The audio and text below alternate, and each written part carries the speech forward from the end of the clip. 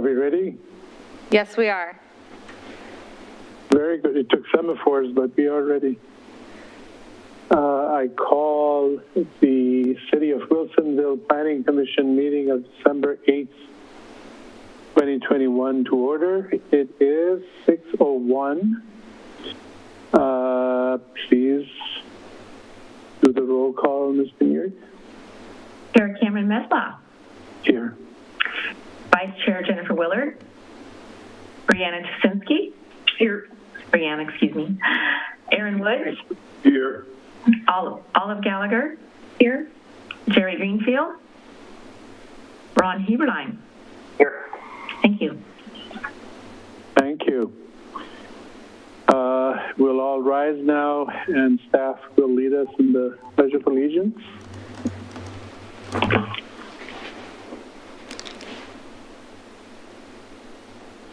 I pledge allegiance to the flag of the United States of America and to the republic for which it stands, one nation, under God, indivisible, with liberty and justice for all.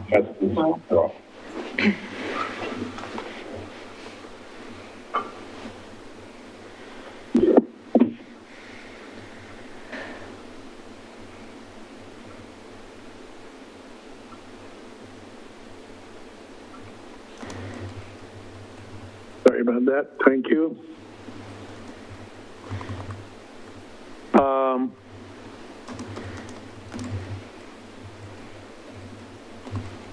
This is the time that citizens have the opportunity to address the Planning Commission regarding any item that is not already scheduled for a formal public hearing tonight, and we do not have any public hearing items tonight.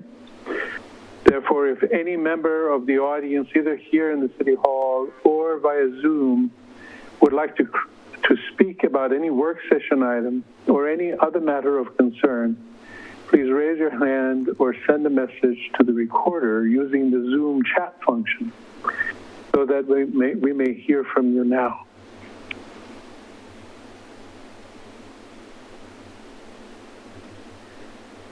We do not have anyone either in the room or on Zoom that is not either staff or part of the consultant team. Very well. Thank you very much.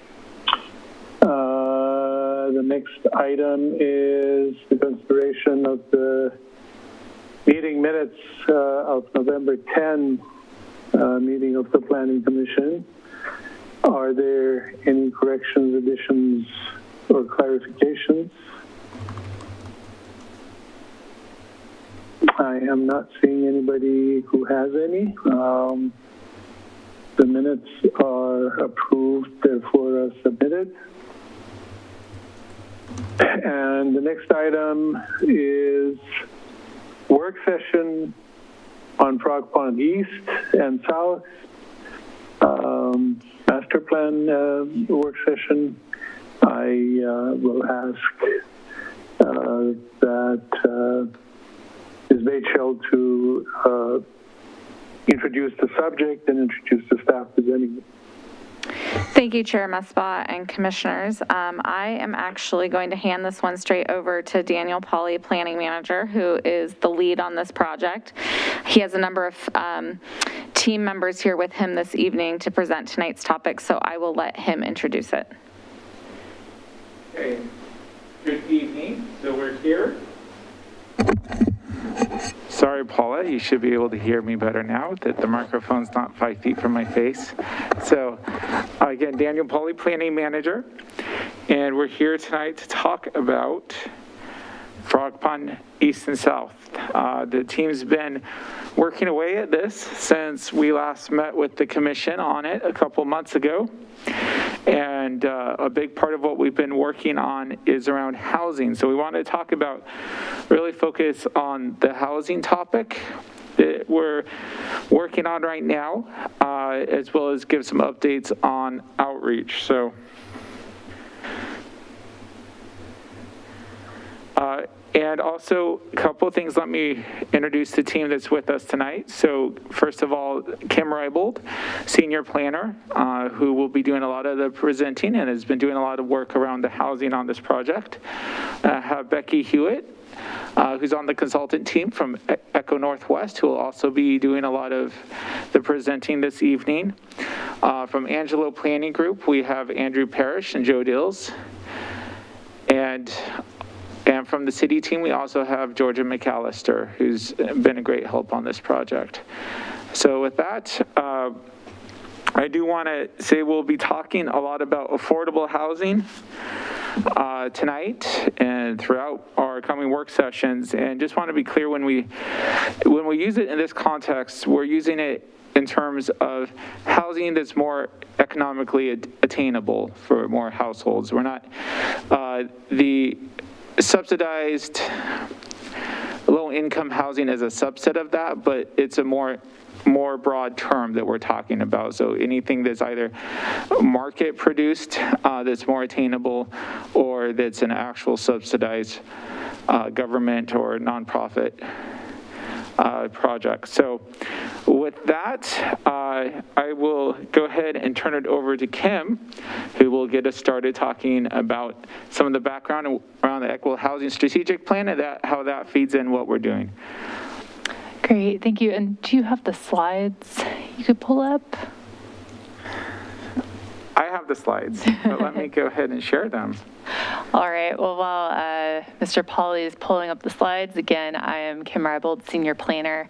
And I can just start talking off at the first slide. Most of this group I know was here, but not everybody, when we adopted and reviewed the Equitable Housing Strategic Plan. So what I want to do to start this presentation off is just to give a quick recap and really talk about how the work we did in that project is going to influence some of how we are looking at housing here in this master planning process.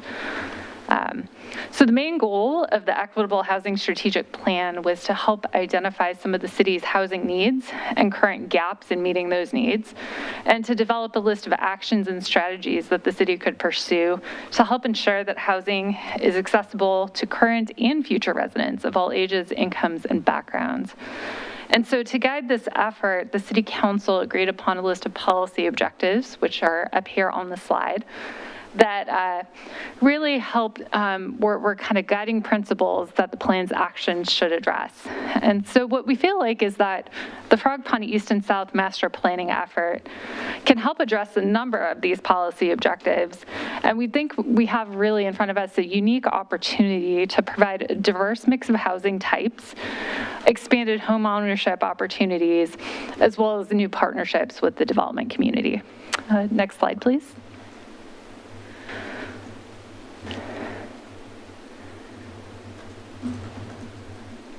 All right, this slide, this is an exhibit from the plan, but it shows a few of the key future housing trends that we saw from the market research report that was put together as part of that planning effort. First of note is that we have a relatively young population in the city, particularly the generation known as millennials, who are going to continue to seek relatively affordable options for home ownership as they age, and are now starting, some of us, transitioning into middle age. We also know or saw that the population of people in the 60-plus age range is going to remain stable over this 20-year time frame from 2020 to 2040.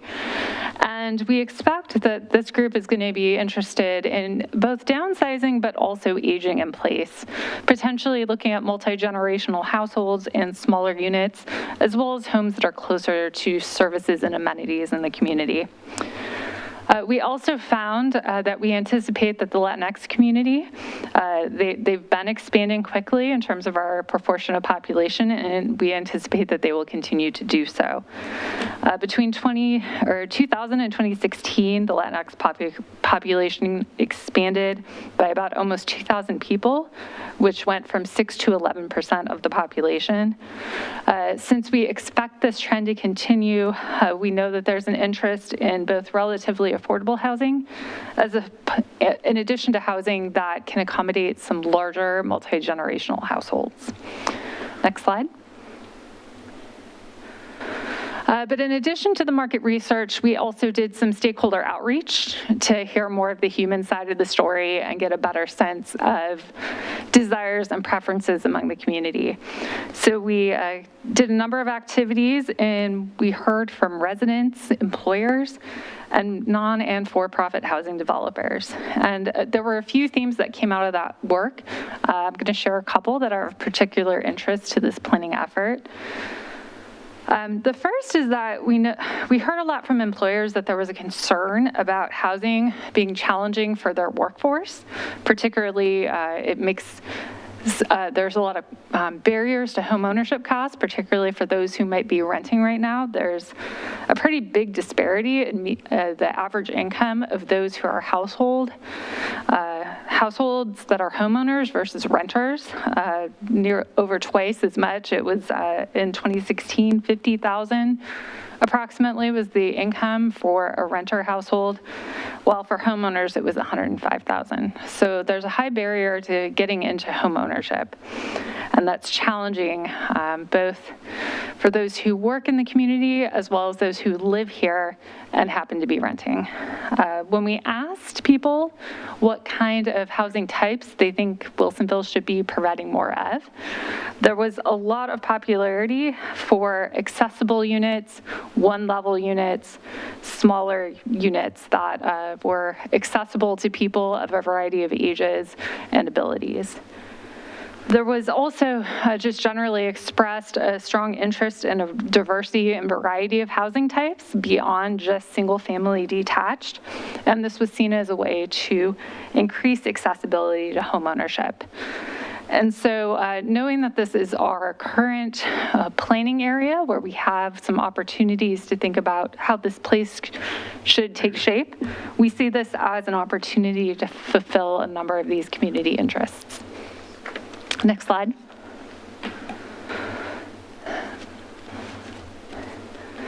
So having this in mind, one of the short-term actions that was included in the plan focuses directly on how we can integrate affordability into planning in new urban areas, and in particular during the Frog Pond East and South planning process. So this action directs us to establish goals or targets for affordable housing in the master plan. And this includes unit types, affordability levels, and accessibility to services and amenities. The plan notes that these should be reasonably achievable targets that allow for sufficient market rate development to support infrastructure investments that are needed in the area. So once these goals have been set, they will be integrated into the more detailed land use planning that is part of this master plan process.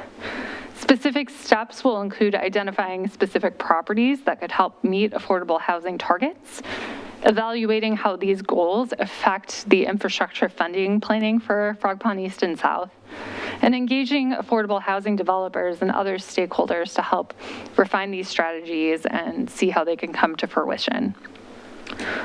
So the overall goal here is to provide a methodology and framework that we can apply not only here, but in other urban growth areas in the future.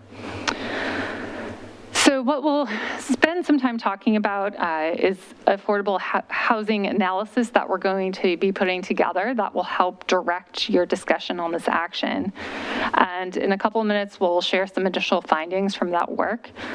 We'll have some more robust findings for you at our next work session on this topic. And so before we get into that, I'll highlight on this slide a few of the other strategic plan actions that we want to keep in mind, because they might be needed to help implement some of the master goals that come out of this discussion around housing affordability. And so we won't be working on implementation of these actions specifically within this master planning process, but they will likely be actions that we need to embark on within a couple of years of adopting this plan if we want to see some of these affordability actions come to fruition here. So with that, I'm going to turn it over to Becky Hewitt, and she will provide the initial findings from our analysis on housing. Thanks, Kim.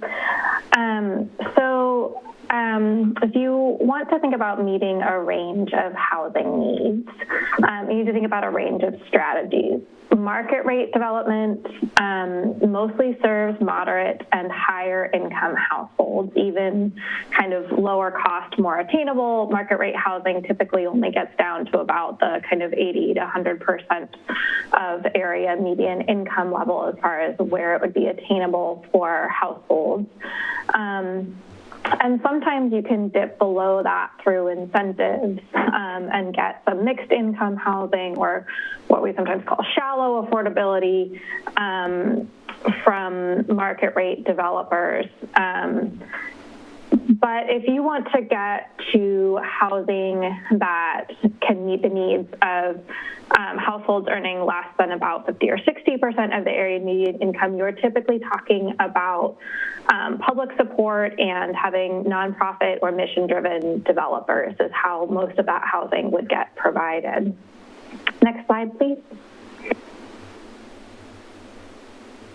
Looking ahead for Wilsonville over the next 20 years, roughly, the most recent projection of the city's housing needs from 2019 shows that although about 40% of new housing may be needed for households earning more than 120% of the median family income and who can generally afford housing in the private market, more than half, the 3 bars on the left, may be needed for households earning less than 80% of median family income, and households at those income levels tend to struggle to find housing that they can afford in the private market, and they are unlikely to be able to afford any new construction. If you can go to the next slide, please. When you think about how to meet the needs of those families, so you're talking about probably publicly supported housing. There are a range of different models for what this can look like. This slide has a couple of examples, but the most common funding and financing sources for affordable housing tend to look like the example on the right from Orchards at Aranco. So typically multifamily rental housing. There are other sources and other options that can support affordable home ownership and smaller scale affordable rental housing. However, it is much harder to scale those models. So you would tend to get just a couple units at a time from things like that, as opposed to 80 to 200 units of affordable housing if you are looking at multifamily rental housing. And so in thinking about the future of the Frog Pond East and South area, it's important to consider how the range of housing types and densities might align with the desires to provide for a range of, a mixed income community with a range of housing options. Next slide, please. We took a look at sales prices specifically for newer construction in the general Wilsonville market and surrounding areas to get a sense of what we might expect to see for new construction in this area. So what you can see here is the housing types across the bottom and different types and bedroom sizes, and then what we estimate those sales prices might be in a range from kind of low, high, and average, as compared to Wilsonville's median home value of about $600,000. So you can see that the attached housing and small lot detached tend to be below the median home values today, whereas a large lot detached is going to generally bring things in even higher than your current median home values. On the next slide, we've translated this into affordability by percent of median family income. So that purple box is showing where that 80 to 120% of median family income range is, that kind of more attainable, slightly lower cost market rate housing that doesn't necessarily need subsidies. And that's where most of that attached and small lot detached would tend to hit. Whereas again, the larger lot detached is almost all going to hit above 120% of median family income in order to afford those houses. Next slide.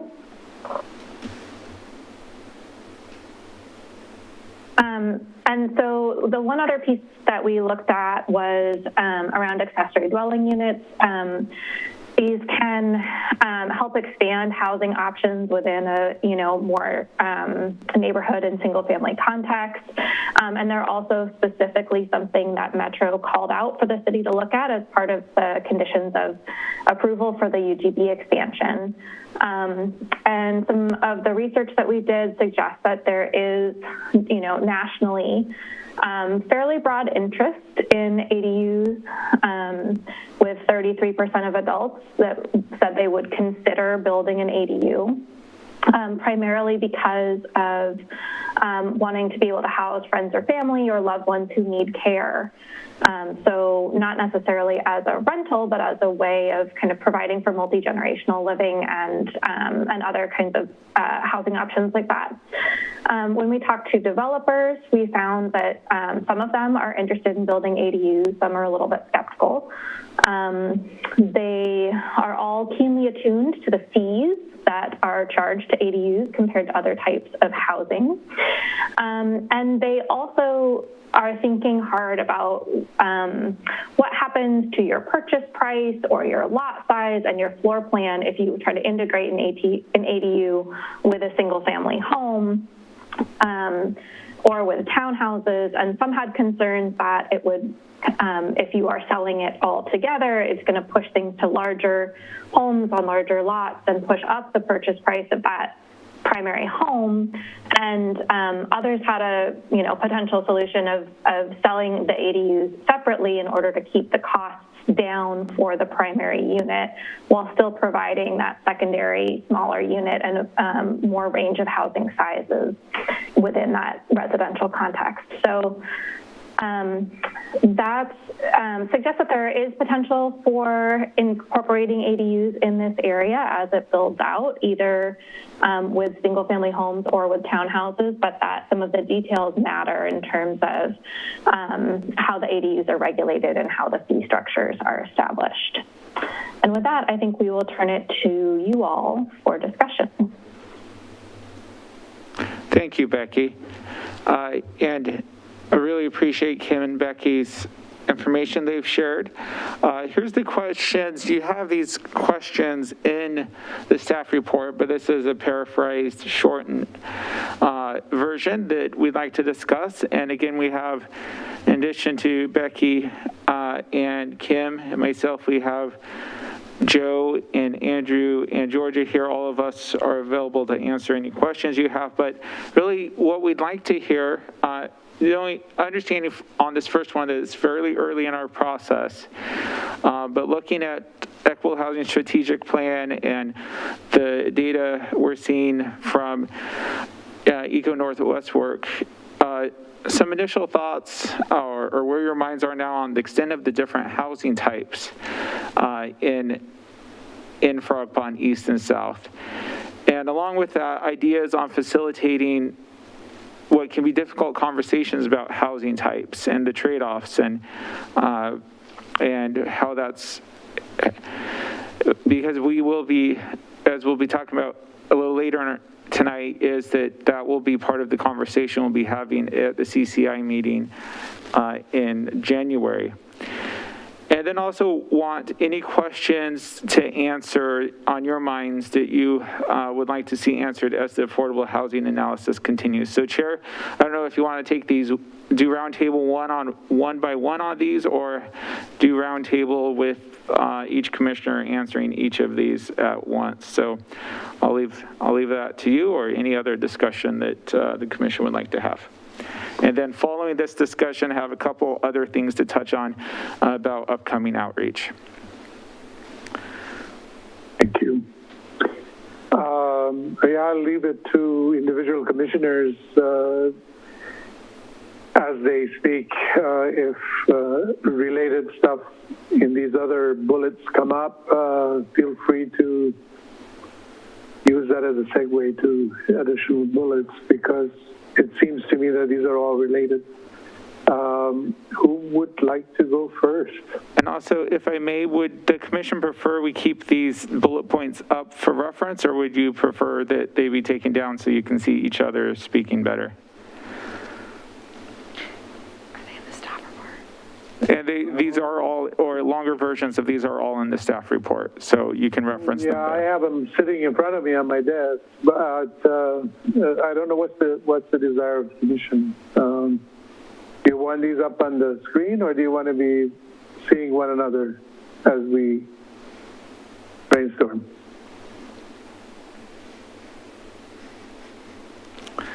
Doesn't sound like a strong preference. Yeah, I just took a screenshot so I can see the questions regardless of what else we do. So. Oh, they're technically advanced. Yeah. Okay. Do you want to go first, Ron? Why not? I might as You well. have it in front of you. Go ahead. Yeah. Okay, so, all right, extent of different housing types. My preference would be for us to have a variety of housing types that will suit the needs of the potential homeowners that would live there. I think we should be utilizing the analysis and our housing needs study that says that should be guiding what the different housing types are. Not my personal preference as to whether I would like to live in a 5-bedroom house versus a 1-bedroom condo. I want to see a variety, and I think as long as it's done in a way that fits in with the rest of the neighborhoods in Wilsonville and the high quality, I think all those different housing types can work. On the side of facilitating difficult conversations about housing types, I've struggled with this one since I got the packet, having been on the Frog Pond West effort and all of that. I know it's been a challenge with the desire for different housing types versus some of the opinions that we hear most frequently. I think, as I was listening to this presentation, I think really what I think we should focus on is the expected needs and expected desires for the entire community, and make sure that we are focusing on that this is not just to appease one group, it's to try to make sure that we have housing stock available to support the entire community. And then finding a way, if possible, that we can get the voices of those other parts of the community that we don't hear as often, so that we can have those other voices, so that it isn't just one side speaking very loudly. If we can get those other sides to speak as well, it may help with that conversation, so that people see that there are people that want the other housing types. The last one question to answer as affordable housing analysis continues. I think the one thing when I was looking through the presentation, I don't know if there's more questions, the affordable housing and loosening parking requirements. One thing that jumped out to me is whether or not there are alternatives to loosening parking requirements. Is there a way for the city to subsidize parking garages or something like that, where you can still allow for the needed parking spaces, but free up more space for developable land to put the homes and increase the density in a different way? I know parking garages are super expensive, but if we're looking at opportunities to increase buildable units, maybe it's something that we need to look at. That's it. Thank you. Welcome, Commissioner Greenfield. Okay. I have a quick question. Right there. I need to see the questions. I didn't take a screenshot like Commissioner Huberline did. So if you could put them up again, then I'll go ahead and take a screenshot.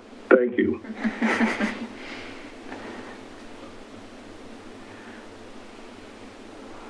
I can leave them up. Thank you. Do you want to go next, Aaron, since you now have a screenshot of it? Thank you. Concerning the different housing types, I mean, we've seen an example of several types. I think we need more information from the potential buyers in our community to ask the question, what are the specific housing types that they would like to see. I think we have a pretty good idea, but we don't have, in my mind, an in-depth understanding. Take, for instance, for larger families, as what we had up there before, they may prefer cottage type. We don't know. So I think the housing types, in my mind, we have talked about the various types, and we don't want to, I'll use the term overwhelm people with housing types, but making sure that whatever housing types that we do present, that they meet the needs of the individuals that we believe will want to purchase them. Ideals on facilitating difficult questions or conversations about housing types. I have another clarifying question. When we say difficult conversations, what do we mean by difficult? I attempted to outline this in the staff report where, there's a number of forthright or even probably deeper, not really recognized biases against some of the more land efficient types of housing that can provide more affordable options. And so really helping with that conversation of understanding how those interplay and how, there's reasons, is sometimes there's benefits to doing certain types of housing, even though it may have other negative impacts, and just having that conversation. And because oftentimes words around, density and, apartments or whatnot, quickly trigger things in community conversations, as you know. So how do we get through all the information and trade-offs and to make a thoughtful choice around these things without getting into the triggers and information that may not be accurate? Okay. All right. I understand. I'll just say right off, that's going to be very difficult because everyone, I believe, who will look at this is going to have a different comment, a different feeling about these things. And so trying to eliminate or get around landmines, I think it's going to be pretty difficult. I think what we have to do is look at what it is that we're trying to do with these housing types, generate our questions, or excuse me, our potential answers to the questions that we think may come up. And using that as a model, I think we'll learn some things as we go through this that then we'll be able to modify these difficult conversations. Not knowing exactly, I think it's going to be difficult. It's going to be a difficult, situation any way you look at it. So that's my input on that one. And then questions to answer as affordable housing analysis continues. This is another one that I think, as we continue to look at this, the questions themselves will automatically, in my mind, rise to the surface that we'll need to answer. Asking now, in my mind, questions to answer concerning, the housing analysis. I think since we're fairly early in the game here of looking at this, I think we've got a lot of learning to do And it's going to, a lot of this is going to come from, of course, the surveys and the community engagement, et cetera. And I think that will help us to be able to answer those kinds of questions going forward. In my mind right now, once again, because we're so early in this process, we don't know what we don't know, and we don't know how people are going to look at this. So I think that's going to rise to the surface as we start to really dive into this. Thank you.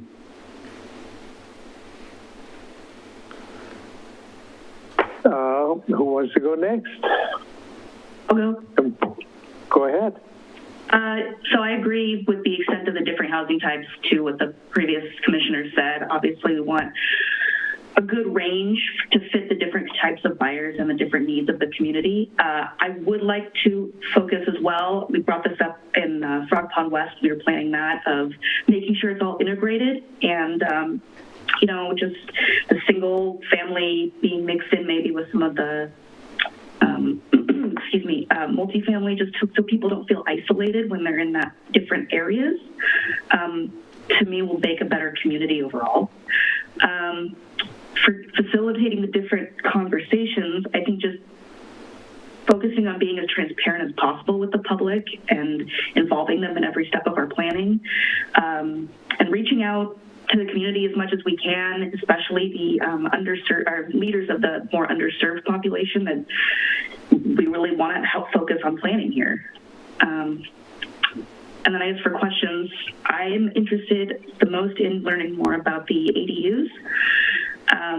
As someone who's in real estate right now, it's not very common in this area to see them, and would like to know more about if we can kind of use this as a driving force in the market to get them to be more integrated into our community. Thank you. Commissioner Gallagher, do you want to go next? Sure.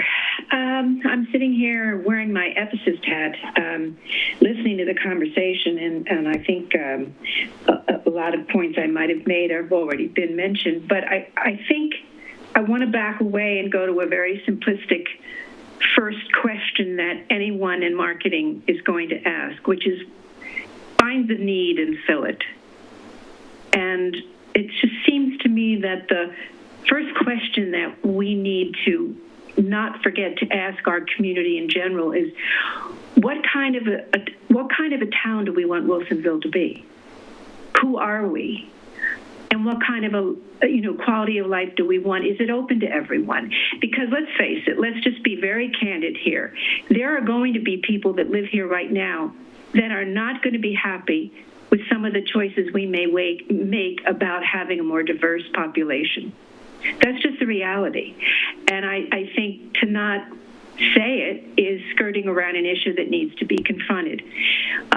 So I think the basic question is, what kind of a community do we want to be? If we want to be diverse, if we want to commit to having affordable housing for all kinds of people, then I think that would answer a lot of the questions that we're asking.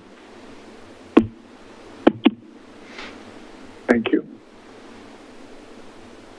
Is that it for you? Do you want to talk about any of the other questions? No, I think because I think starting out with that particular question and answering it will answer a lot of the other thing in terms of housing types or the difficult conversations or affordable housing analysis. I think if we're really committed to that vision of what kind of community, what do we stand for? When we welcome people to come to our community and live here, are our actions speaking that in reality, or is it just a lot of words? And I mean, when I first moved up to Portland, I lived in Lake Oswego for the first 5 years, and I literally watched that community change dramatically in a course of 3 or 4 years. even though I knew what his background was and I knew the history and I was very involved in the community, but I watched the values change and I watched people like myself leave for exactly these kinds of reasons. So I love Wilsonville and I want to see it thrive in the future, and I want to see it stand for a lot of the really fine, basic good qualities of life that a lot of other communities have left behind in sake of money. And I hope that we, don't make the same mistakes. I appreciate that.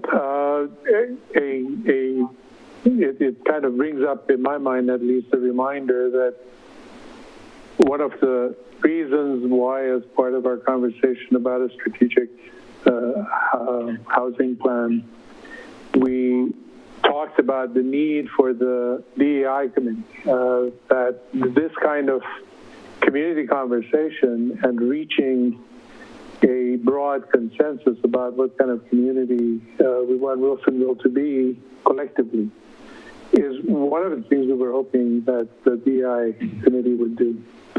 I'm talking out loud. That triggered it in my mind. And also, if I could just add, I know that, when I came on board, that the Frog Pond West it's already decided, it's planned, and we've already seen some of the dust that gets kicked up when some of the people that are either already in there or going in there heard about our wanting to do middle housing. We have an opportunity here with these two areas to do it differently, starting from scratch. And I hope that we take advantage of that opportunity. Well, and that brings another issue up, and I'm sure all the commissioners have it in front of their mind, is that once you set a precedent, yeah, you are establishing an expectation for those who are going to invest in that community, and going back and changing it later always causes some heartburn. Yes. So we need to kind of enter this design process pretty thoughtfully and comprehensively. Commissioner Greenfield, it's your turn. I wish I had any wisdom to add. I'm really impressed with all of our colleagues' comments so far tonight. And it seems to me that the essence of city planning is an affirmation of values, of vision, and of expectations, as Commissioner Gallagher puts it. And it seems to me that we are at a particular inflection point in the city's history right now. I think it's an extremely significant one. As with any inflection point, it's very hard to see beyond beyond this point to see where it's going. And I really can't. I have hopes for it, but I really see the possibility of great things happening, and I see the possibility of things falling apart. I certainly do think that the opportunities that are available to us in Frog Pond East and South give us a chance to realize, to correct some mistakes. I agree that I can't exactly categorize them as mistakes, but a compromise where we gave up some that I wish we hadn't had to give up in Frog Pond West. But we can do it, as Mr. Gallagher points out, we can do it right. I'm terming out. I'm awfully conscious. I'm dreadfully conscious of the fact that I'm terming out tonight. So when I say we, I really mean you have the opportunity to do it right going forward. And I strongly urge you to be bold and to affirm values, affirm the right values. I'm thinking back to a point in our discussions of Frog Pond West back in, I think probably it was about 2017, or it could have been even before that, a particular night when we had a large audience who had come to express their point of view about what kind of density we should be having in Frog Pond West. And I made a comment that it seemed to me that what was being pressed for was a kind of exclusive community, and I got applause from the audience. And then I said, but that isn't really what Wilsonville is about, is it? And the steam came right out. I could hear the crowd exhaling.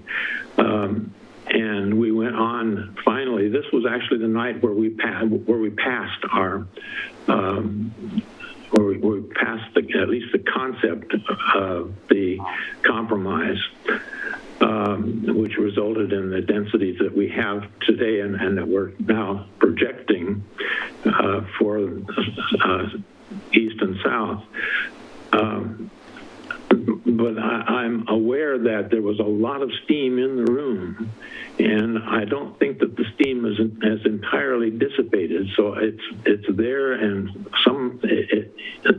I think that these difficult questions, difficult conversations, are still to be had. The resolution isn't complete, and it's going to require some real commitment to deeper values in the community that some of the community may share. I'm sure many in the community do share, and some of the community don't share. And the commission has got to somehow forge a consensus, a large enough consensus to keep things on an even keel going forward through this development. I really am hopeful that happens. When the time comes for my grandchildren to come and visit Wilsonville, as I'm sure that they will, I want to be able to, if I'm still around at that time, to say this is the place that I helped plan, and be proud of that. I'm already proud of what we've done.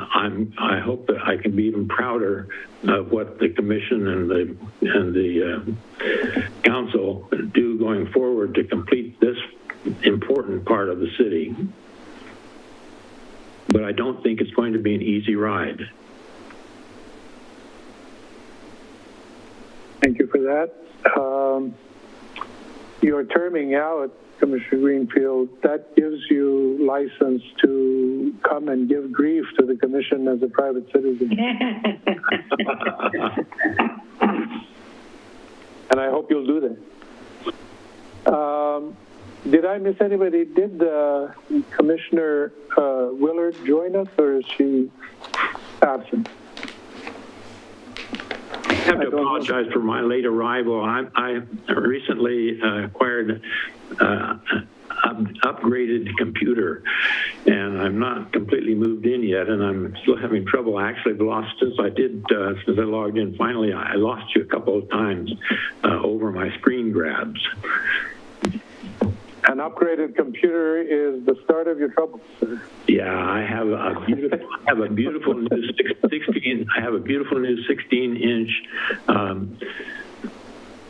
Apple chip MacBook, and it's very different from my old one. I'm not really familiar with the new ecosystem. Lots of luck. I also changed Safari as my browser from my old Chrome browser, and it's very different. I use them both, yeah. So I have listened to my colleagues, and I'm impressed with all of the points that have been made. I have made some of my points on these issues before.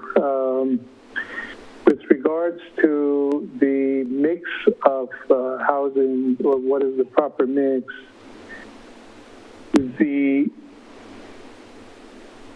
statistics that we were shown in the presentation has beefed up and expanded, I hope, and document that should be what justifies the kind of mix that we should have for the good of the community, so to speak. Having said that, as I have said before, I want to make sure that we put these things in a place that makes geographic and strategic sense. And some of those points were brought up. Mr. Jasinski mentioned that we shouldn't be isolating, the affordable housing. That is one of the mistakes of affordable housing and subsidized housing that were done in the 60s and 70s. You kind of put them in some corner, sometimes in the middle of undesirable kind of surroundings, and that's a recipe for disaster. And we have now research that shows that we are allowing children of families who are lower income, when they are in neighborhoods and they play and they socialize with middle and upper middle income children, to have higher goals and aspirations just by that socialization. We need to have a community that is inclusive for the sake of our children and the sake of our community. And I think if there is a question that needs to be answered and expanded on in order to educate and inform the community, it has to do with an aspect of what Commissioner Gallagher was talking about, is what kind of community do we want to have, but also some of what we know, some of the mistakes that we know will turn the community into a problem community. Resilience, whether economic or social, in a community comes from diversity. We are now seeing this because of the pandemic in the problems we are facing with supply chain, with employment, and having not enough staffing and all kinds of stuff. When you import stuff from far away because people can't afford to live in your community, things can happen that prevent them from coming to your community, even if they want to. And then you don't have the help that you need, whether or not it's help for taking care of grandma, or as we age, having home care, or you name it, having people do the shopping and bringing it to us. All of these are aspects of community resilience that need to be thought through and planned ahead. Otherwise, we're going to price ourselves out of having those kinds of the infrastructures necessary for a sustainable community living and community life. The extent to which we can bring existing research and information to inform the citizens, the public, is going to make these difficult conversations easier, because they're going to be based on real information and not just somebody's self-serving kind of hope for what house they want to live in. You look at some of the more recent history in that kind of exclusive life culture. You can look at any of the European countries that have these mansions that a whole village had to support. At some point, all of those mansions ended up going into bankruptcy because they were not sustainable as a lifestyle. Right. So if we end up creating a community that is exclusive, it may feel good for a while, but it's not going to be sustainable, because at some point we're going to run out of the resources necessary to keep it going. And it's just going to be like that beautiful chateau that's falling apart in France. And sometimes I worry that some of the neighborhoods that people want to design are designing those chateaus, just feeling like the good old days, but we are not in the good old days.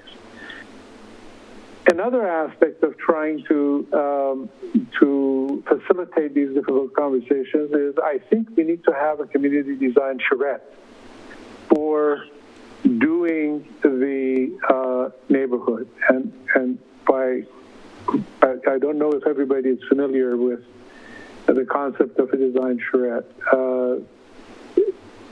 There are methods that brings a wide cross-section of the community to deal with the trade-offs that that usually are faced in designing a community. We know the kind of infrastructure costs that have to be upheld. We know the kinds of needs that the community has. Now, how do we achieve this? And the charrette allows people to make those decisions and see the consequences as part of the charrette. So it's not like you can just be oblivious about it. So one of my suggestions is to at least look into that. It requires, charrette is something that that people get certified in order to run. It's a facilitation process that is very design-based and problem-solving based. It can be cumbersome, so I'm not just suggesting it. I'm hoping that staff will look into the possibility of it and whether or not it's going to be helpful. Maybe it's not, that I'm fine with it. Parking garage was brought up. I would hope that if we are going in that direction, we do it in a way that then can be turned into apartment building or condo building. Because one of the uncertainties is we don't know how long the car dependency is going to be with us. And these neighborhoods have a long life. And that is really all that I wanted to mention.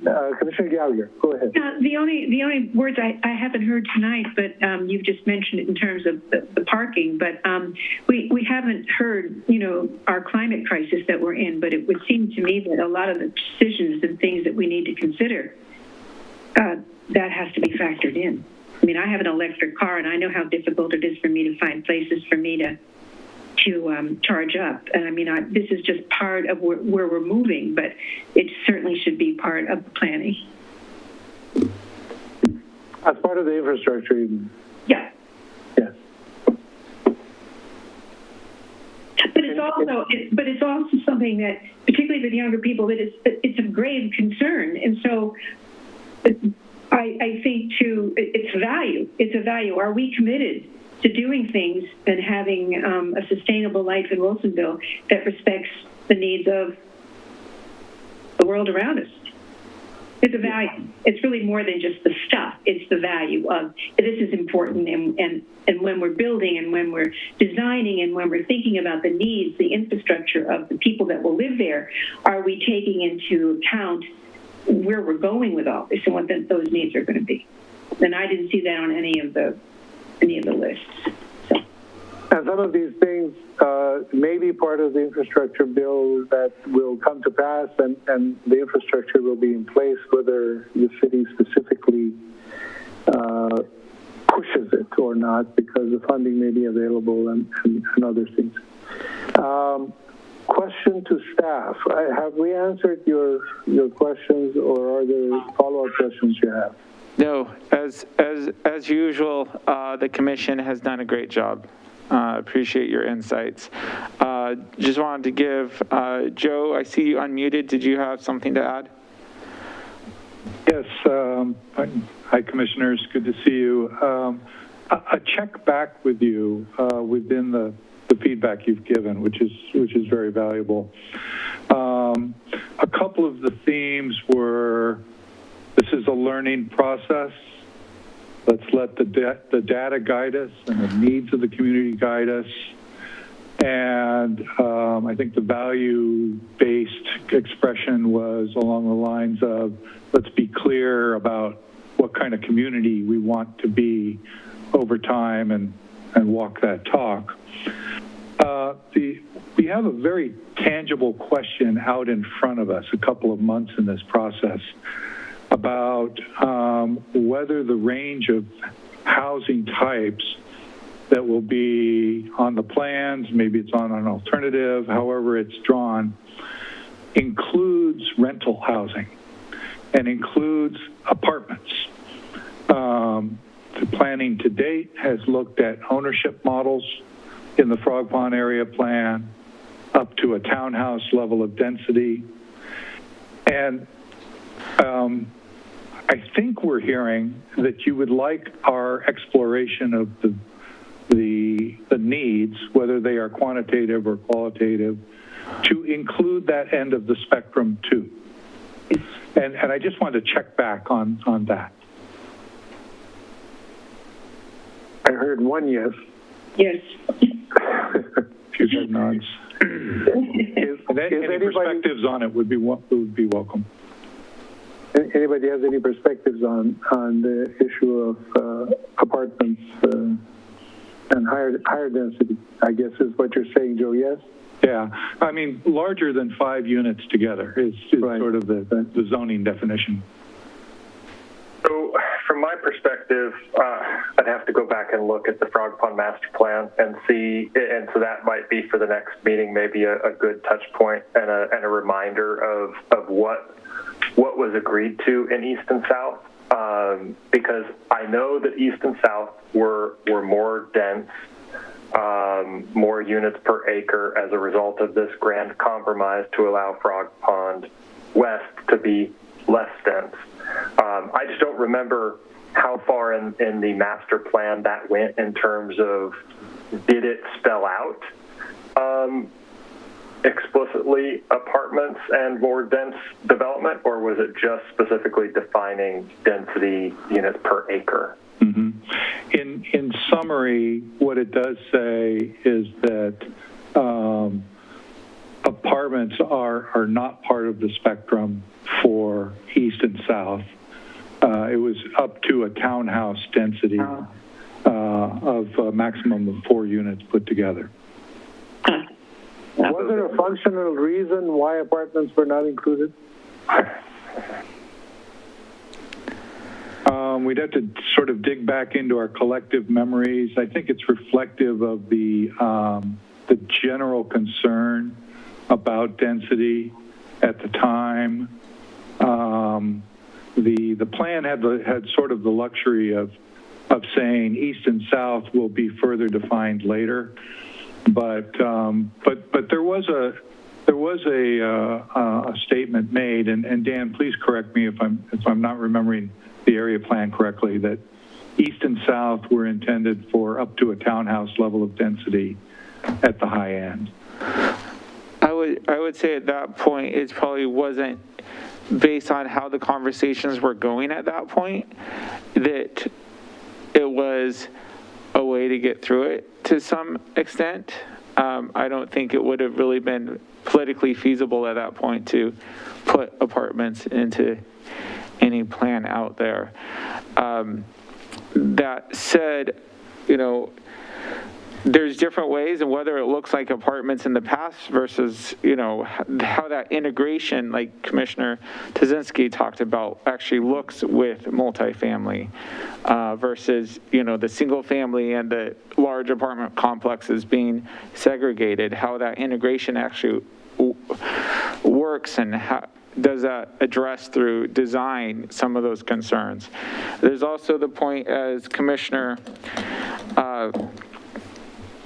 Greenfield points out, that we're at an inflection point. That when that plan happened, we hadn't done our equitable housing strategic plan. We hadn't experienced the housing crisis and things that we are now. So, there are certainly, in some ways, on this issue, we are in a different world in 2022 as we do this than we were in 2015 when that plan was adopted. So I think that's important, that there are certain aspects of that plan that have been further colored by what has happened since, including the Equitable Housing Strategic Plan and continuing community conversation. Yeah, I would add just briefly, for the listeners at home, this is Miranda Bateshell, Planning Director for the city, and I was here during the Frog Pond Area Planning Project. The predominant land uses outlined are detached and attached single family. So looking at units like attached townhomes, it could be a twoplex, a fourplex, things of that nature, but more the attached and detached single family is primarily what we modeled and what's the basis for the unit counts that then ended up in the plan and then in the conditions from Metro as a part of the UGB expansion.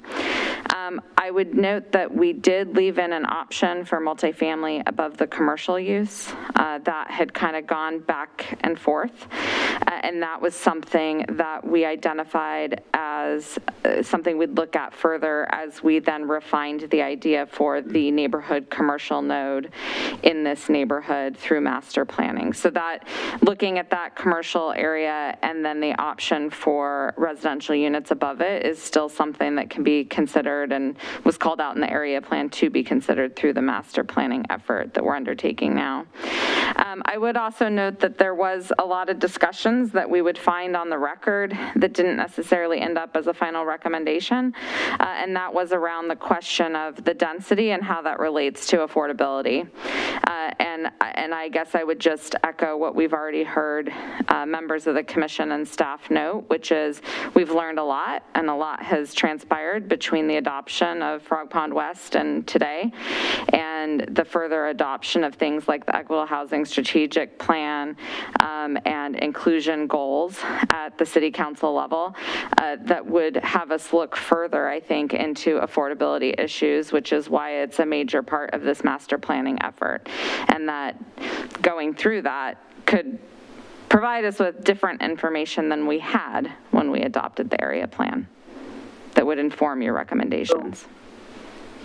So given that the area plan was approved with essentially single family, up to attached single family being the limit, if we were to investigate multifamily in a more wide area outside just a future commercial area, is that something where we would need to update the area plan before seriously proposing that, or is that something that we can do as part of the east and south planning process, even though the area plan says that that's not in the cards for those areas? Mm-hmm.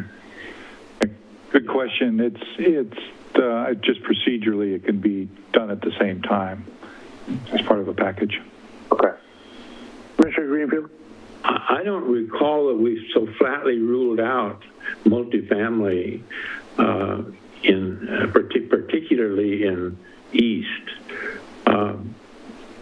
In my own mind, anyway, I thought that we even left room for some apartment-style residences there, but that may not have actually gotten formally into the plan. But the plan is very fluid as far as East and South are concerned, as I recall it, and I definitely recall that we had talked about some multifamily in some form or other, and not just row houses, but row homes, but including those. Thank you.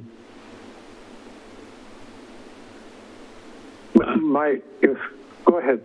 Yeah, I want to add another thing. It concerns me that we have Stafford Road, which could easily and unfortunately become a boundary.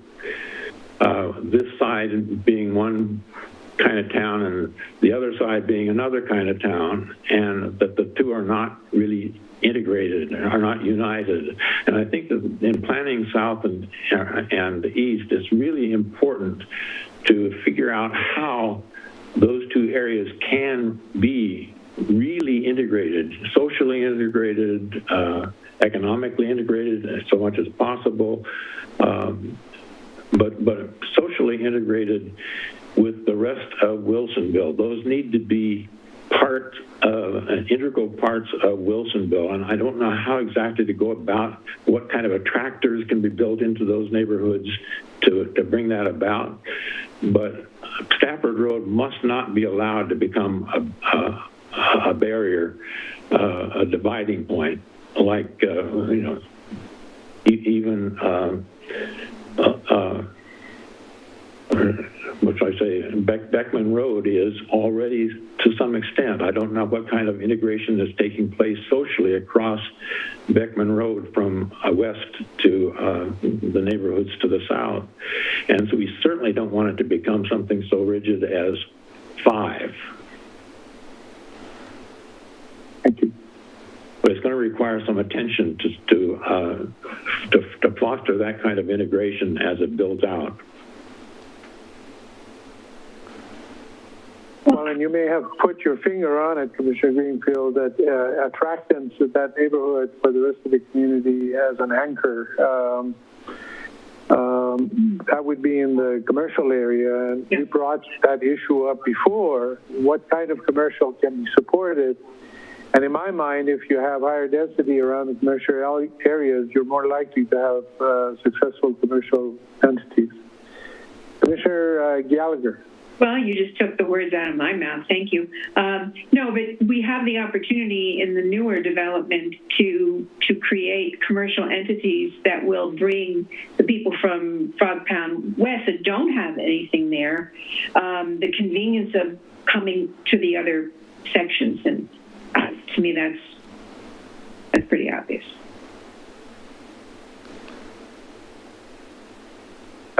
Commissioner Eberlin, go ahead. Yeah, so just, I guess, going back, trying to respond to Joe, your question around what the commission is looking for. I guess I would say I would be open to investigating multifamily, knowing that will generate some difficult conversations with the city as a whole.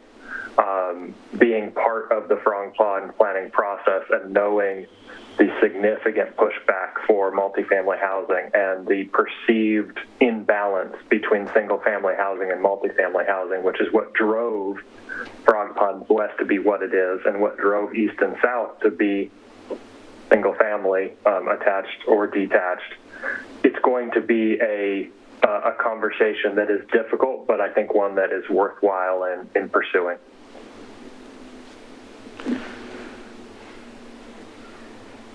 For that, Commissioner Woods. Yeah, I'm listening to everybody's comment on this in reference to what was originally looked at. And I just think we have to be careful what we're saying here. I agree that we should explore this. It makes a lot of sense for all the reasons that have been stated. I just want us to be very careful as we look at this, that we are not opening up a Pandora's box as it relates to talking about apartments, whether they're above the commercial establishments or not. And the difficult discussions I think we're going to have, as Commissioner Herbeline stated. But I think we would be remiss if we did not, and we would not be doing our jobs as planning commissioners. So I support opening it back up. Thank you for that.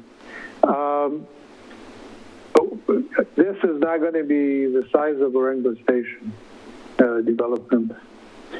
But when we were talking about having an area which attracts visitors and so forth, I go to Orengo Station because they have restaurants there that have the kind of food I seek, and I drive all the way to Hillsborough to go there.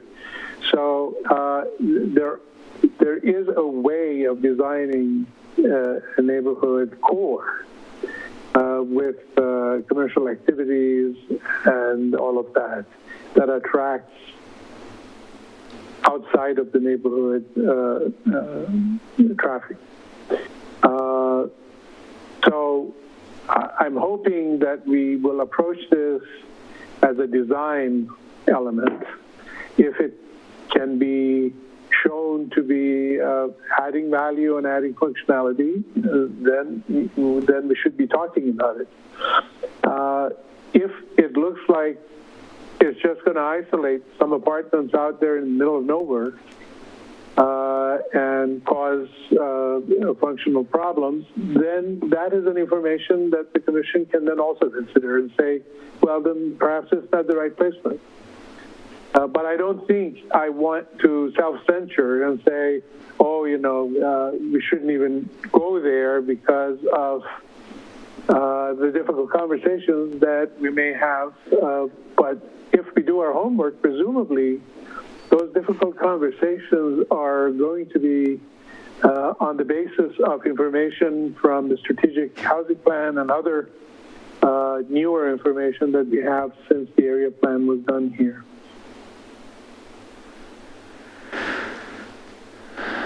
All right. Thank you again. Great input from the Commission. Thank you. I appreciate that, Dan, but I haven't heard Joe say that was what he was asking. Was that adequate, Joe? Yeah, no, that's exactly what I was asking. And the near-term element of this is Becky and her team there at ECHO will be preparing the more robust affordable housing and also ADU memos.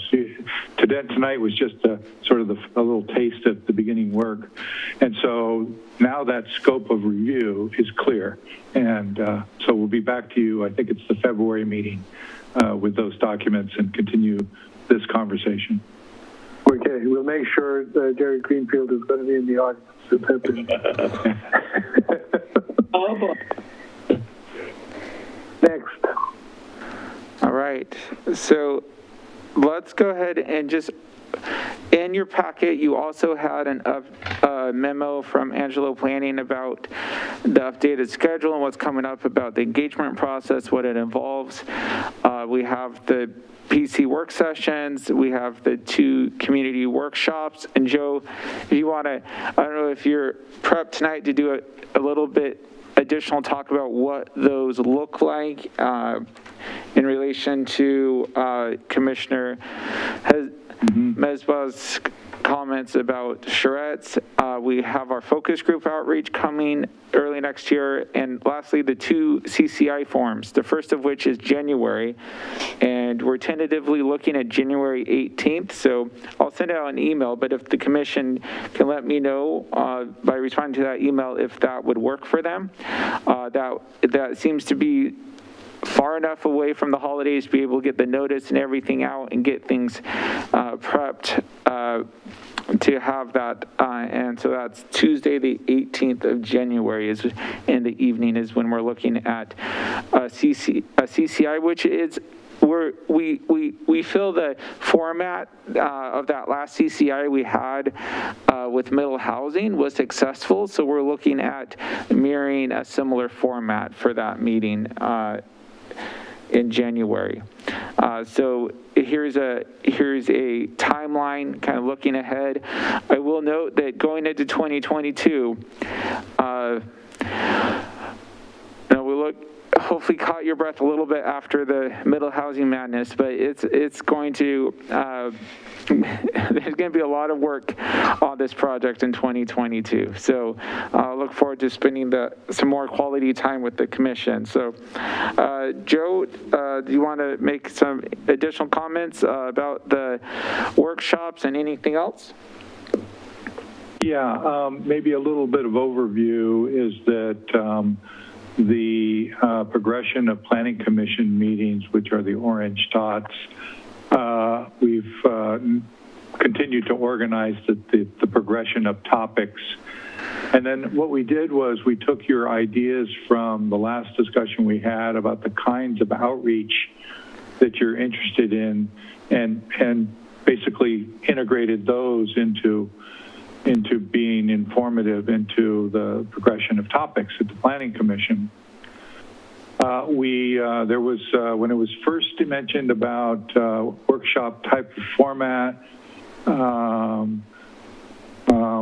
Chair Mesba, I think you used the term then problem-solving kind of format. And so we have included that in 2 workshops listed here. Let me describe these as we've thought of them to date, and then we can talk about Charette. These are envisioned as being single part of day or part of evening type events, but very participatory. So in some sort of 2 or 3 hour format, there would be a land use one and a public realm one, but in a 2 or 3 hour format, there would be information, there would be breakout rooms, there would be reporting back, opportunity for people to help design the plan essentially, and discuss questions and get community involvement in the kinds of things that we're trying to do with the plan. And so that's what we had in mind. The workshop type of format where it's done in a single evening or maybe a Saturday morning is a little bit reflective of the scope and the calendar that we have. So there is that in mind. The Charette model, for commissioners that may not be super familiar with it, is typically a multi-day format. And the reason for that is that it's based on the power of getting feedback loops as design moves from initial discussions to a framework to some alternatives to a solution. People can experience the trade-offs and see the plan grow, sometimes literally in front of their eyes. We do have a little different situation in that we had the backdrop of the area plan, so some of that work has been done already. So it would be different from what we have so far to try and build a multi-day. And I'm actually a certified Charette manager. I've been through all the training and managed many Charettes. And I'm not quite sure how I would do it in the virtual world, but there's got to be a way to do it. So I'm not kind of leading towards a single recommendation here. I think the team really literally may want to look at the possibilities and report back.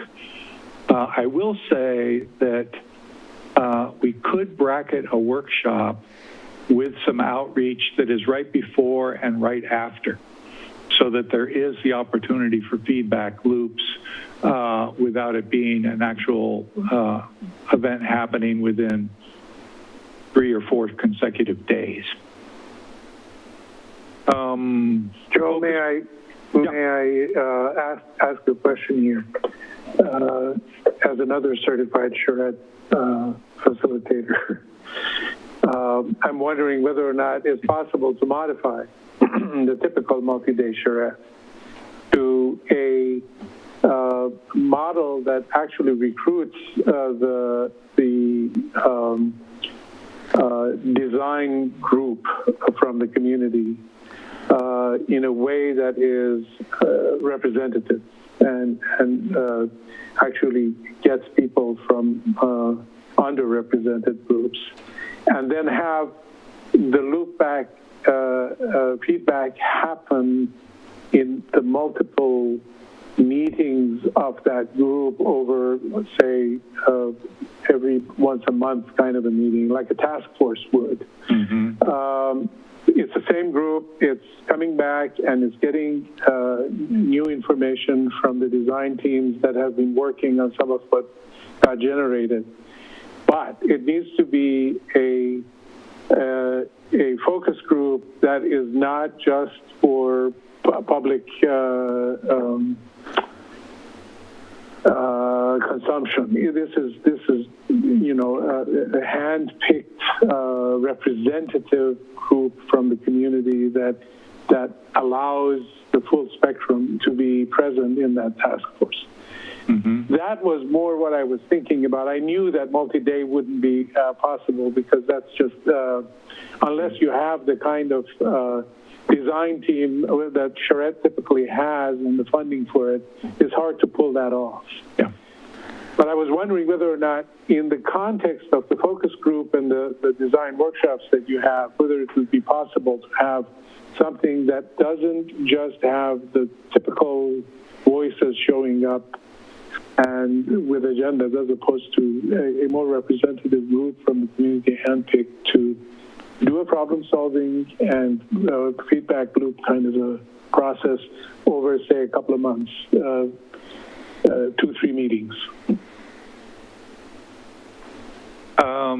Intuitive answer is yes, that there's no single way to do it, frankly, and towards the goal of making sure that a true diversity of representation is there. It sounds like a good model.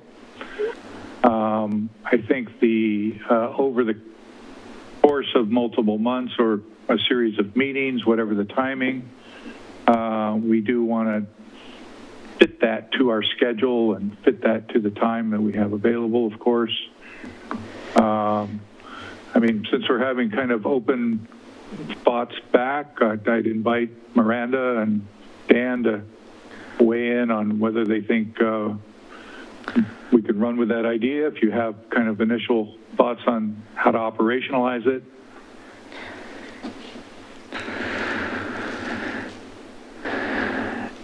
They're looking at one another. They should have pulled my plug before I started talking.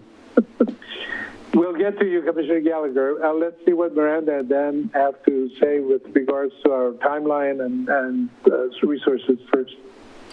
You know, what I would say at this point is it's worth exploring. We haven't finalized exactly the format of those workshops, so I think there's some discussion that can happen to see, because I mean, certainly there's elements of what you've been discussing that are, I mean, yeah, it's a time we have to be creative with, you know, where we are in the digital world and restrictions and trying to do broader outreach than typically have. Yeah, we're willing to, I think we have a lot of skills that can be brought to bear to do something creative that hits the nail on the head. I think we are limited in terms of time and capacity and timeline. So, but, you know, we'll talk it over as a team. I think our whole outreach plan was meant to be flexible and adapt as we progress, and I think that still holds true. Sounds good to me. It was just a thought in order to kind of have transparency and complete kind of information out there for the community as part of this process. Commissioner Gallagher, you were going to say something?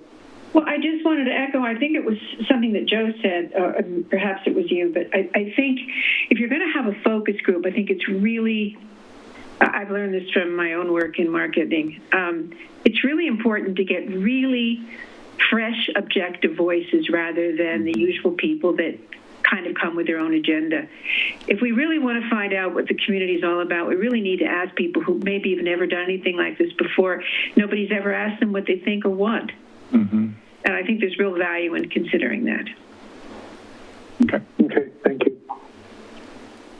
Any other thoughts on? I don't see anybody else. Okay. Where do we go from here? Okay, I will just end by saying that we've covered it, but again, coming up, next steps for the commission is the CCI meeting. I'll be following up more with you on that via email, and then be prepared for talk a lot more about housing. We'll have a rigorous work session in February continuing this topic. So Dan, since we are talking about CCI committee, it seemed to me that it would be a good first step in our going to the community, so to speak, to have a presentation that outlines what we know about the trends in the community and the needs in the community. And as a planning commission, it is our responsibility to look forward to meeting those challenges that this community is going to face. So I think it would be important for us to clarify where we are as a commission and why we are doing what we are doing based on the information that's in front of us as part of that CCI presentation. Yeah, I think we're thinking along similar lines. That's great feedback. I think that helps us kind of refine what we're thinking in terms of an opening presentation prior to kind of a question and answer session. So thank you. Okay, thank you. All right, I think nothing else. I think that's the end of that agenda item. So I think that's... Thank you. Your packet included City Council action minutes from their November 1 and 15 meetings. Are there any questions from the staff on anything that you read in the minutes? If not, then the work program for 2022 tentative has been also included. Any questions from the staff on what's coming up?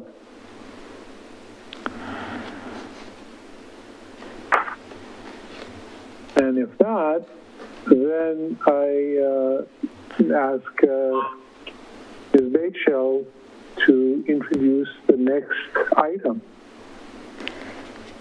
Thank you, Chair Mesbah and commissioners. It's my honor to, I guess, note this last agenda item for you tonight. It is a recognition of Commissioner Greenfield's years of service with us here at the Planning Commission. He's been with us for 8 years. He's been here my entire time with the city, serving on this commission. Prior to that, he served on the Development Review Board as well. I was just thinking back to when he started in 2014 in the Planning Commission, and we were on the iPhone 6 and we're now on the iPhone 13, so a whole 7 new iPhone versions have come out during that time. Over 4,000 people have moved to the city of Wilsonville since you joined the Planning Commission, and back then we used to meet in person. I used to be able to just look across the room and talk to you, and now here we are on our Brady Bunch screen. I thought it would be fun to go down memory lane, so I'm going to share some of the awesome achievements that not just Commissioner Greenfield, many of you have been on this commission for a while and have taken part in these projects, but just to understand the amount of things that you have touched in this community, the things you have been a part of, the review and the thoughtfulness and the detail that you have brought to thinking about these different policy choices and how our community is growing and changing, and how many things you have influenced in that time. You have taken part in things such as the wastewater collection and water treatment master plan, something very concrete and important in terms of service.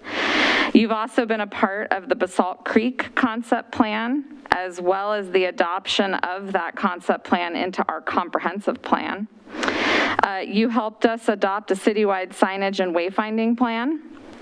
You obviously were a part of the Town Center Master Planning Project, the follow-on streetscape design, which we had just adopted this year, and then obviously the design of the I-5 bike ped bridge and plaza that will welcome people into the Town Center. You've been around for 3 different transportation system plan updates. You have participated in the Parks and Rec Master Plan, as well as a master plan for both Memorial Park and the Boones Ferry Park. You helped us to adopt the Coffee Creek form-based code, the first form-based code for an industrial area that we're aware of anywhere. Pretty cool, which we're starting to implement, by the way. We have one project under construction and a couple more under review. You helped with the last transit master plan update. Obviously, one of the last things you've touched is the urban forestry management plan that we just updated or just adopted for the first time in the city's history. And then there's a long list of housing-related topics. And I just wanted to sit back and take a moment to think about how much we've talked about this. And your comments tonight, I think, were so on point and thoughtful and reflective of everything we've done as a commission on this in your 8 years. So when you joined 8 years ago, we were doing our Goal 10 housing needs analysis. And that analysis and that assessment really set forth the next steps, the policies, the choices, the recommendations that the city needed to consider in meeting housing needs for this community. And you have then helped staff and helped the council to do that through the Frog Pond Area Plan and the Master Planning for West, and obviously helping us on East and South.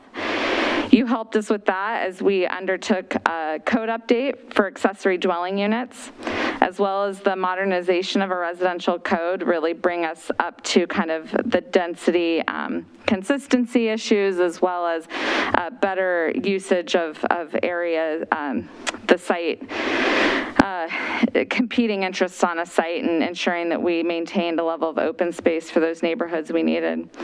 And then adopting the first Equitable Housing Strategic Plan, as well as House Bill 2001 updates and the Old Town Development Code and design standards. And that's not even everything that the Planning Commission did during those 8 years, but I picked my kind of top 10 areas of focus. And as you can see, they really cover a wide array of topics that impact the daily life of the residents and the community members in the city of Wilsonville. And I say this with each of our board and commission members, and I truly mean it, is that our time is precious and we only have limited time. And you choose to spend your time with us on Wednesday nights. You spend your time reviewing these issues, thinking about these issues, volunteering outside of these evening meetings to concentrate on these issues that are really important to the community. And I know as staff, we've always really appreciated your attention to detail and your focus on not just readability, or not just legibility, but readability, and that you have a keen eye for design as well. Those are all things we've really appreciated.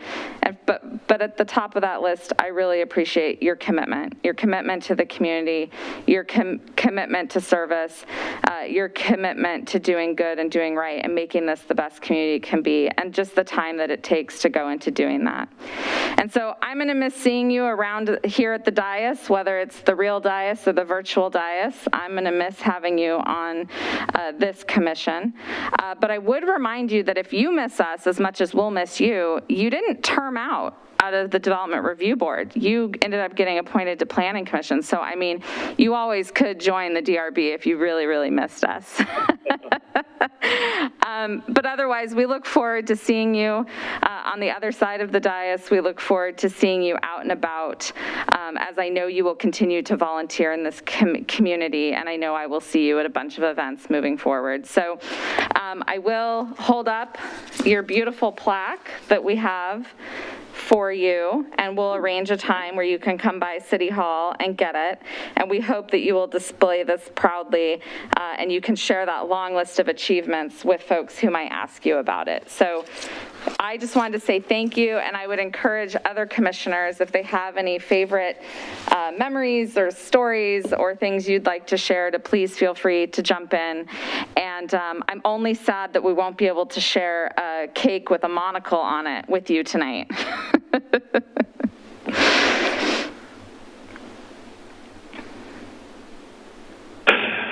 Thank you so much.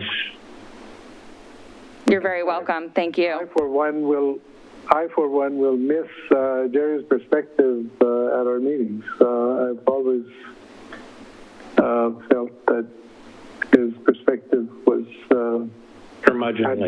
had depth. No, even the delivery had charm to it, Jerry. I don't know, but listening to the list of work that you have done over your tenure, no wonder at 30 you look as old as you do. You know, the stress of it has aged you. No, really. All joking aside, your perspective and your creative looking at subjects and issues and depth of it is always a source of triggering of thoughts and triggering of creative thoughts in my own mind, and I'll miss it. Thanks again. Yeah, Jerry, I had to look back and see how long it had been since I've been on Planning Commission to figure out how long we've been working together, and realized it's been over 3.5 years already. And one of the things that I remember coming into Planning Commission was just, when you go from DRB to Planning Commission, or at least I did, I felt kind of overwhelmed. There's just so much stuff happening right away. You're just changing your mindset, and to have examples like you, who were very studious, very willing to look at the details, and always committed to doing a good job. It really did a great job of setting the expectations for me and making sure that I was living up to the standards of the other commissioners. And so I've appreciated your thoughtfulness as you've gone through this process, and I truly believe that you have made me a better commissioner just by the way that you have gone through it, and being able to watch you has been invaluable. And so I really do thank you for the time that we've spent together, and I really wish that we could be doing this in person over some cake instead of over yet another video screen. But it is what it is.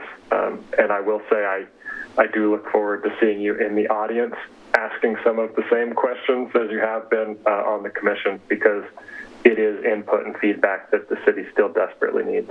So thank you for all of your hard work, and thank you for everything you've done. Thank you.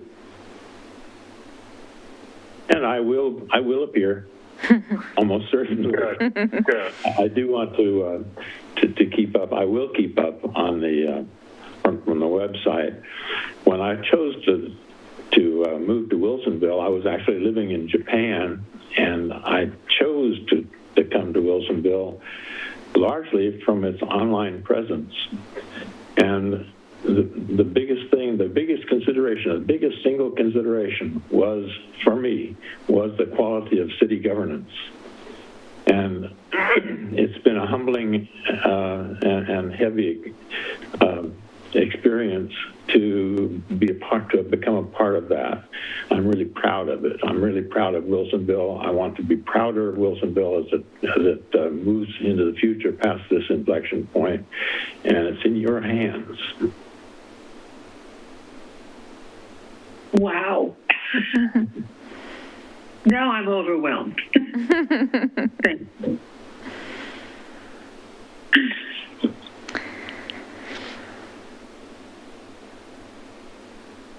Anyone else?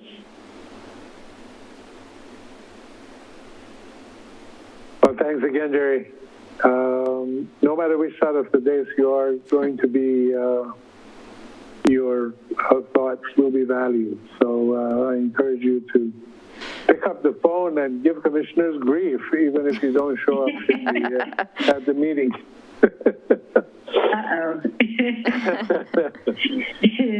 All right. Well, that was the last item, unless others want to say something more. And otherwise, we are ready for adjournment of the meeting. Is there a motion to adjourn? I move to adjourn. Commissioner Gallagher, thank you. I'll second. Thank you very much. And I also would like to send Christmas holiday greetings to everyone for a peaceful, joyful. And healthful. Yes. Yes. Which Jerry helped us be low calorie and low carb with the celebrations tonight. Very well. The Planning Commission meeting is adjourned at 7:45. See you all next week. No. Thank you. Happy holidays, everyone. Happy holidays. Happy holidays. All right.